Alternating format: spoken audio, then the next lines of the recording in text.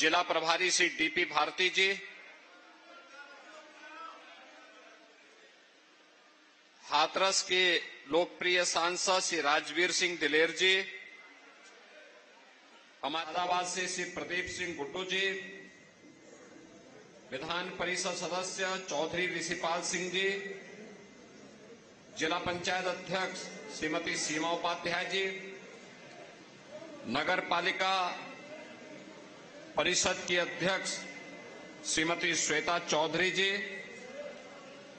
Bharatiya Janata party के लोकसभा के संयोजक हरिशंकर राणा जी, लोकसभा प्रभारी चौधरी सत्यपाल सिंह जी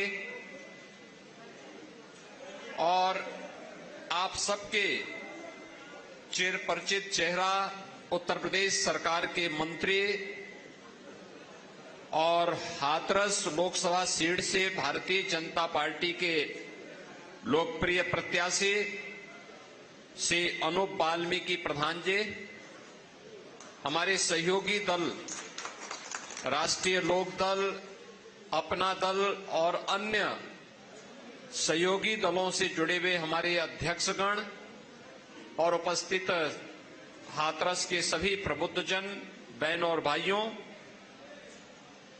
यहां पर पूज्य संतजन भी हैं, उनको भी और दाऊद जी की इस पावन धरा को नमन करते हुए मैं आप सबका हृदय से अभिनंदन करता हूं।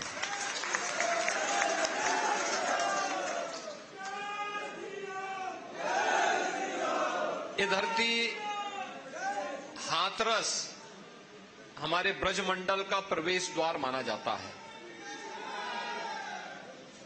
और जब मैं इस पूरे क्षेत्र की बात करता हूं तो मुझे कुछ चीजें बहुत अच्छी लगती हैं। जिस कार्य को प्रधानमंत्री मोदी जी ने 2020 में आत्मनिर्भर भारत की बात कही, वह आत्मनिर्भरता इस क्षेत्र के लोगों ने हाथरस, कासगंज, अलीगढ़, मुरादाबाद, आगरा, मथुरा, यहां के लोगों ने सैकड़ों वर्ष पहले उस आत्मनिर्भरता के लक्ष्य को प्राप्त कर लिया था और वह उसके मैं उदाहरण आपके सामने दूंगा। जब हमने प्रदेश में प्रत्येक जनपद की उत्पाद को प्रोत्साहित करने के लिए वन डिस्ट्रिक्ट वन प्रोडक्ट की अपनी नीति बनाई, तो उसके पीछे अलीगढ़ का हार्डवेयर था, उसके पीछे मुरादाबाद के पीतल की कारीगरी थी, उसके पीछे आपके हाथरस की हींग भी प्रोसेसिंग के भी कार्यक्रम उसके पीछे था, उसके पीछे फिरोजाबाद का ग्लास की आइटम भी थी।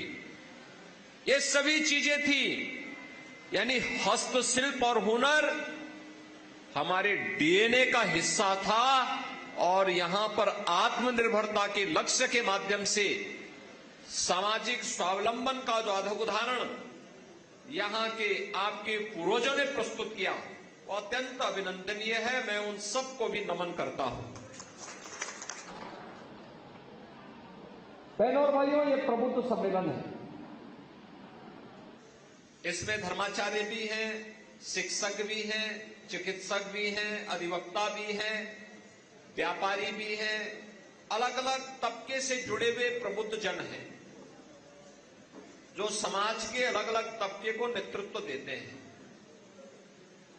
और चुनाव शुरुआत करने के पूर्व हम लोगों ने प्रबुद्ध जनों को इसीलिए आह्वान करने के लिए आप आए हैं कि आप लोग चुनाव की बागडोर अपने हाथों में लेकर के और उत्तर प्रदेश का जो लक्ष्य है उसके अनुरूप परिणाम देने के लिए मोदी जी को उत्तर प्रदेश की 80 मनकों की हार को उपलब्ध कराने में आपका योगदान बन सके, इसके लिए हाथरस के योगदान के लिए आपका आह्वान करने के लिए मैं स्वयं आपके बीच आया हूं।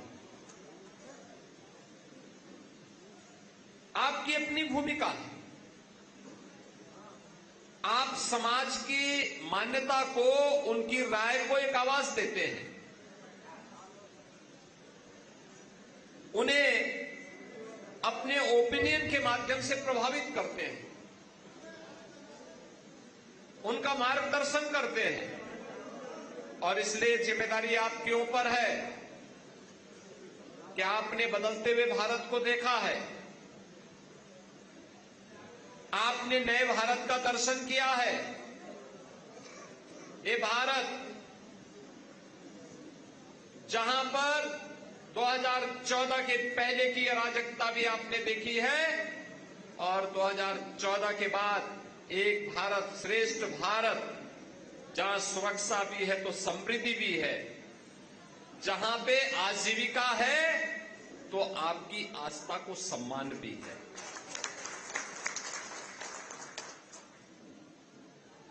वैश्विक मंच पर भारत का सम्मान बढ़ा है।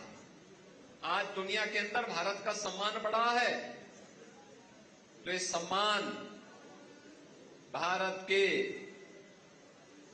140 करोड़ लोगों का सम्मान है। सीमाएं सुरक्षित हुई है, पूरी तरह सुरक्षित हुई है भारत की सीमाएं। अब दुश्मन भारत की सीमा में घुसने का दुस्साहस नहीं कर सकता। आंतरिक सुरक्षा की स्थिति बेहतर हुई है। नक्सलवाद, आतंकवाद, ये सब समाप्त हुआ है। अत्याधुनिक इंफ्रास्ट्रक्चर, हाईवे, रेलवे, कहीं मेट्रो, कहीं पर एक्सप्रेसवे, 4 लेन और 2 लेन की connectivity, IIT, IIM, AIIMS, medical college, engineering संस्थान, ये आज हमारी पहचान बन रहे हैं। गरीब कल्याणकारी योजनाओं की तो कोई सानी ही नहीं। यानी ये सभी नए भारत की पहचान बन रहे हैं और इन पहचानों के माध्यम से हमने मोदी जी की गारंटी को भी जमीनी धरातल पर उतरते हुए देखा है। और इसीलिए तो पूरे देश को मोदी की गारंटी पर विश्वास है।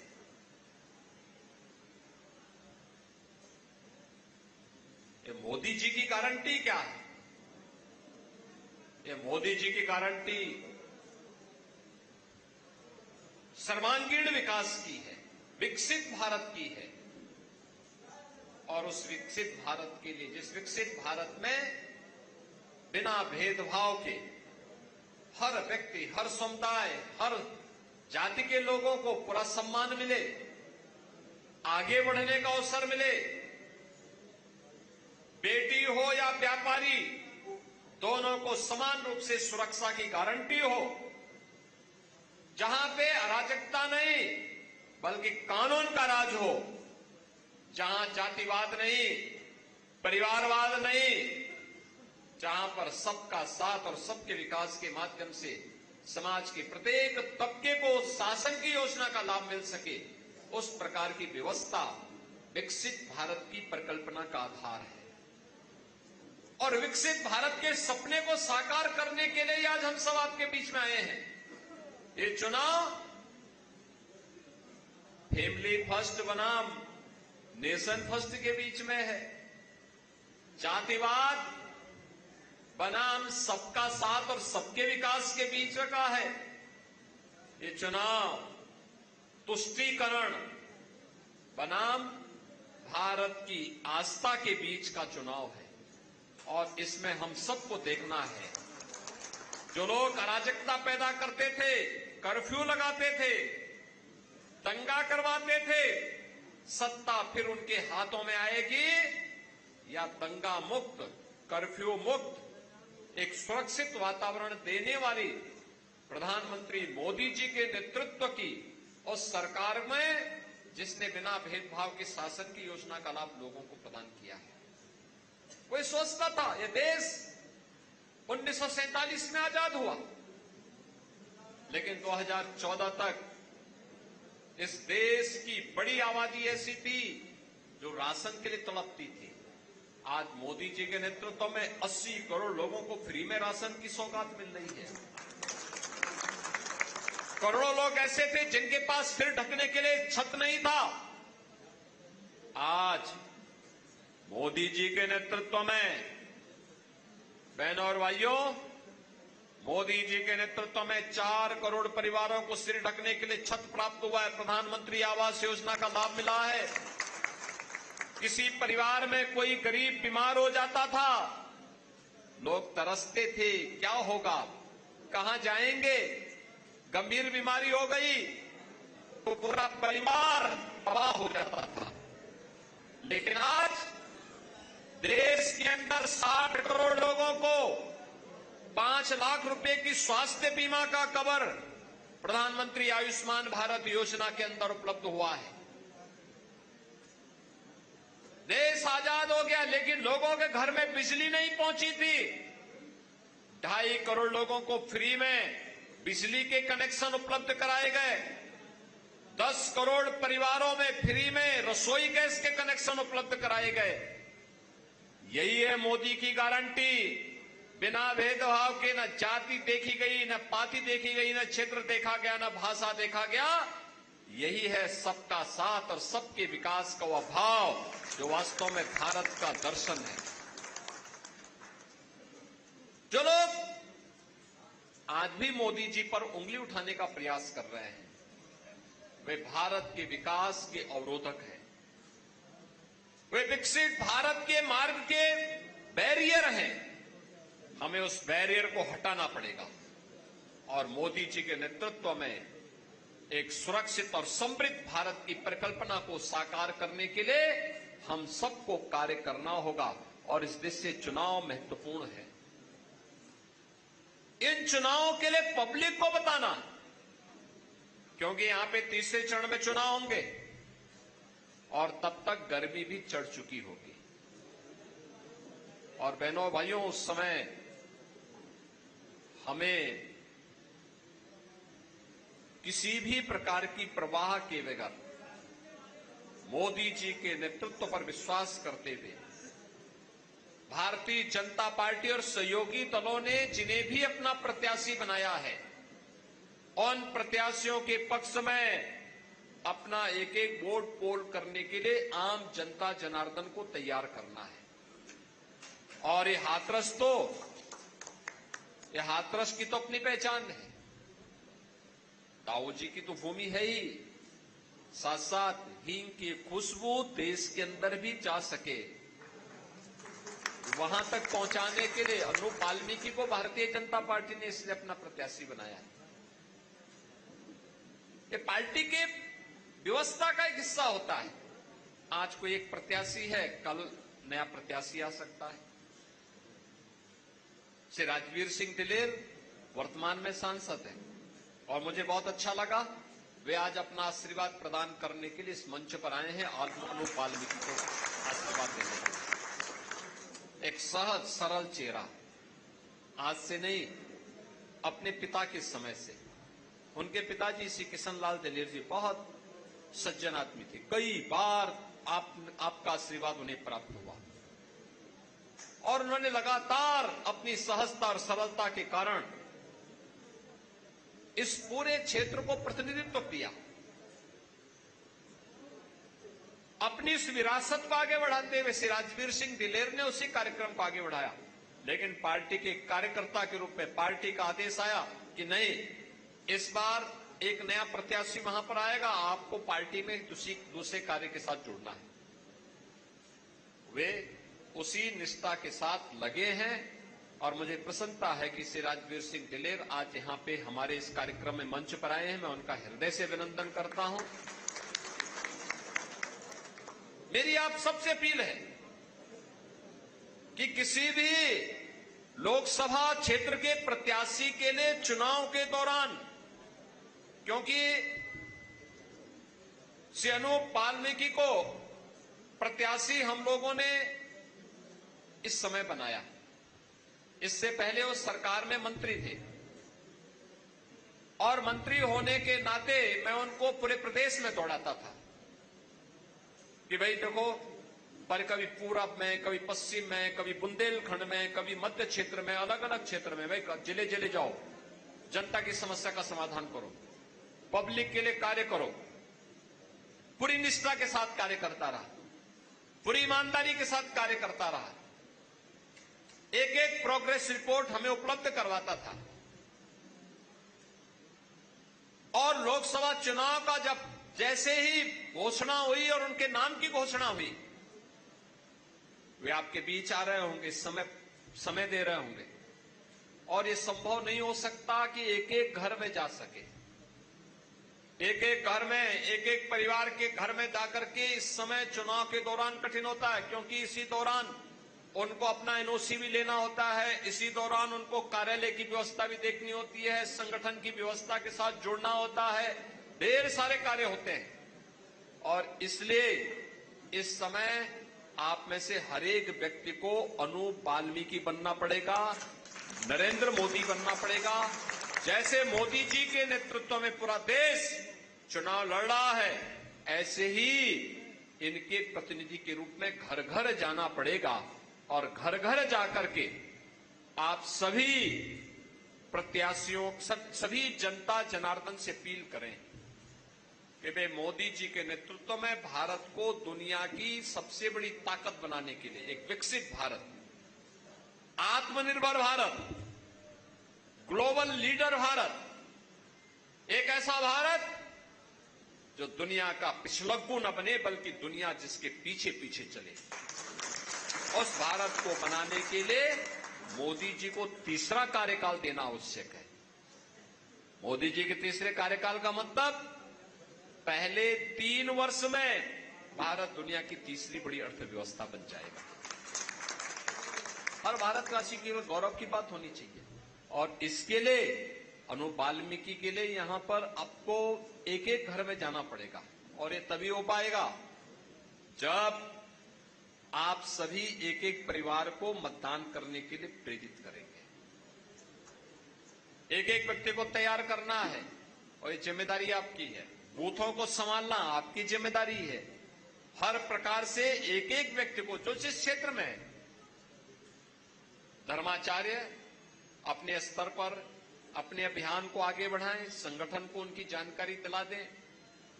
अधिवक्ता समुदाय अपने स्तर पर अधिवक्ता समुदाय के साथ साथ समाज के प्रत्येक तबके को इसके बारे में जागरूक करने में अपना योगदान दें।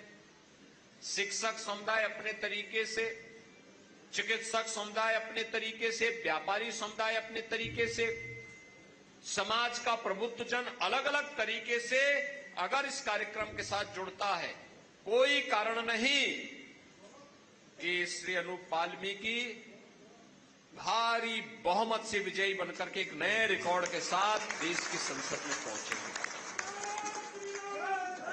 और देश की संसद में उन्हें पहुंचाने के लिए आपका आह्वान करने के लिए ही आज मैं हाथरस में आया हूं। मैं आपका अभिनंदन करूंगा कि आपने विधानसभा चुनाव में हमारे सभी विधायक प्रत्याशियों को यहां से विजयी बनाकर के भेजा। मैं आया था उस समय, अंजुला माहौर जी के प्रचार में आया था, वीरेंद्र राणा जी के लिए आया था, छर्रा में भी मैं आया था और इन सभी प्रत्याशियों के लिए मैंने उस समय अपील करने के लिए मैं आया था। और मैं आपका आभारी हूं कि आपने उस समय अपना आशीर्वाद दिया था, जनता जनार्दन का आशीर्वाद प्राप्त हुआ था। आज प्रदेश में सरकार है, आप मुझे बताओ, प्रदेश में सरकार है तो सुरक्षा का माहौल भी है ना, विकास भी हो रहा है, गरीब कल्याणकारी योजनाएं जमीनी धरातल पर उतरती हुई दिखाई दे रही है, लोगों के मन में एक अपनत्व का भाव है। और देखिए, सरकार आती है तो कैसे कार्य होती है, सबके मन का कार्य कैसे, गरीब को गरीब कल्याणकारी योजनाएं, धर्माचार्यों के लिए क्या चाहिए, उनके लिए चाहिए, पीढ़ियां खप गई और एक ही तमन्ना थी कि अयोध्या में प्रभु राम विराजमान हो जाए।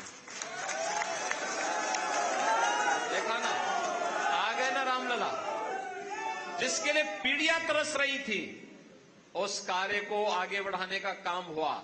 और अयोध्या में रामलला का विराजमान होना एक और दूसरी तरफ अयोध्या का जो एयरपोर्ट का नामकरण है वह महर्षि वाल्मीकि जी के ही नाम पर है। देखो कितना अद्भुत संजोग है। प्रभु राम के साथ हमारा संवाद बनाने का काम किसी ने किया था तो त्रिकालदर्शी ऋषि थे भगवान वाल्मीकि। महर्षि वाल्मीकि थे जिन्होंने एक काम किया था। और आज तो हम एक बार अयोध्या भी प्रभु राम का स्मरण कर लेते हैं तो उससे भी हमारा काम चल लेता है। दूसरी तरफ अनु वाल्मीकि को भी आप वोट दे देंगे तो सीधे संवाद जुड़ जाएगा। इसलिए आज के अवसर पर मैं आप सबसे अपील करूंगा, हमें चुनावी सभाओं के लिए हम लोग अलग से आएंगे। मैं केवल आज आपसे अपील करने के लिए आया हूं कि आपको अभी से लगना है, अभी से कार्य के साथ जुटना है। और अब आप ये मत देखेंगे कि एक महीना इतने दिन बाकी रह गए, कुछ नहीं, आज से ही चुनाव प्रचार के लिए लग जाना है। अभी से माहौल बना देना है जिससे सामने कोई दिखाई न दे। इस प्रकार की स्थिति आपको माहौल पैदा करना है, एक तरफा चुनाव दिखाई दे। और इसके लिए भारतीय जनता पार्टी और सहयोगी दलों के साथ मिलकर के जो रणनीति यहां पे संगठन ने बनाई होगी कि भारतीय जनता पार्टी, लोक दल, अपना दल, निषाद पार्टी, अपने राजभर पार्टी, ये सभी लोग मिलकर के जो भारतीय जनता पार्टी का मोदी जी के नेतृत्व में एनडीए गठबंधन है, ये सभी लोग मिलकर के जनता जनार्दन के आशीर्वाद के माध्यम से भारतीय जनता पार्टी के प्रत्याशियों को भारी बहुमत से विजयी बनाने के लिए कार्य करेगा। आज के इस अवसर पर मैं एक बार फिर से इस पावन धरा को, दाऊ जी की इस पावन धरा को कोटि कोटि नमन करता हूं। आप सबके प्रति आगामी जो पर्व और त्योहार हमारे आने जा रहे हैं, वासंतिक नवरात्रि भी है और रामनवमी भी है, तो इसकी मैं हृदय से आपको शुभकामना देता हूं। और इस दौरान हम लोग चुनाव प्रचार के लिए आपके बीच में आएंगे। आप सबका आशीर्वाद अनु वाल्मीकि को प्राप्त हो, इस विश्वास के साथ आप सबके प्रति मैं अपनी शुभकामनाएं देता हूं। धन्यवाद। जय हिंद। 2047 तक विकसित भारत हमारा देश बनेगा। तो प्रबुद्ध जन सम्मेलन में प्रबुद्ध वर्ग के लोगों को संबोधित करते हुए ये बात मुख्यमंत्री योगी आदित्यनाथ की तरफ से अपने संबोधन में कही गई। तो डबल इंजन सरकार में तेजी से विकास हो रहा है।